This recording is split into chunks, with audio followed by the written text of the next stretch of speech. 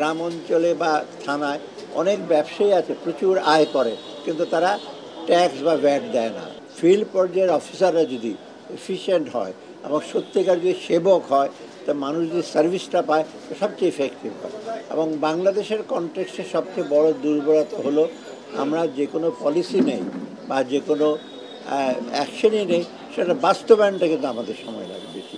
এই বাস্তবায়নটা হলো সবচেয়ে বড় দরকার, এবং তারা ফিল্ড পর্যায়ের অফিসারদের তাদের আমাদের সহযোগিতা।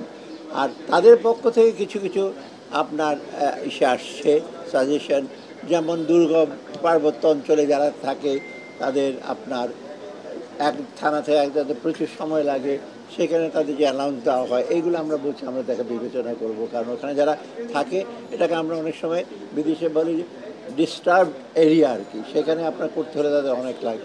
তারপর মানসিক প্রতিবন্ধী অনেক জায়গায় আছে।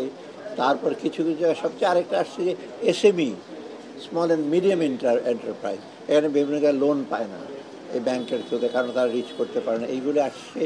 আর একটা কতগুলো আসছে যে আপনার আরেকটা ইম্পর্টেন্ট জিনিস আসছে যে গ্রাম অঞ্চলে বা থানায় অনেক ব্যবসায়ী আছে, প্রচুর আয় করে, কিন্তু তারা ট্যাক্স বা ভ্যাট দেয় না। এটা আমাদের জন্য একটা কনসার্নের ব্যাপার। ওই ট্যাক্স নেটটা বাড়াবার জন্য এনবিআর চেয়ারম্যান ছিলাম, আমরা চেষ্টা করছি। কারণ শহরে আপনারা দেখেন অনেকই ট্যাক্সের আওতা আছে, যে কোনো দোকানদার, কিন্তু অনেক গ্রাম অঞ্চলে এটা আসে না। তো এই জিনিসগুলো না আলাপ করছি। আর তাদের কিছু ইস্যু আছে, যেমন primary school management, primary school টিচাররা, একটা স্কুলের টিচার তার বাড়ি থেকে প্রাইমারি স্কুল অনেক দূরে, ওই যত টাকা পায় তাতে সে যাতায়াত করা এসে হয় না। এটা একটা প্র্যাকটিক্যাল জিনিস। এবং ম্যানেজমেন্টটা বিশেষ করে কুড়িগ্রাম মতো অঞ্চলে অনেক চরাঞ্চলগুলো আছে। অর্থাৎ আমরা যেটা আজকে ইস্যু করলাম, অর্থ মন্ত্রণালয়ের সাথে তো আপনার এনবিআর আছে, তারপর আমাদের ব্যাংকিং ডিভিশন আছে, এখানে সিএজি সাহেবও ছিলেন। এগুলো সার্বিকভাবে আমরা বলেছি, আমরা বিবেচনা করে দেখছি, এবং কিছু কিছু অ্যাকশন নেওয়া হয়েছে। তবে ডেফিনেটলি নিশ্চয়ই আমাদের কিছু ইমপ্রুভ করার স্কোপ আছে, এবং তাদের সাজেশনগুলো, যেটা আমরা বলি ইন্টারঅ্যাক্টিভ, তাদের সাজেশনগুলো অত্যন্ত গুরুত্বপূর্ণ।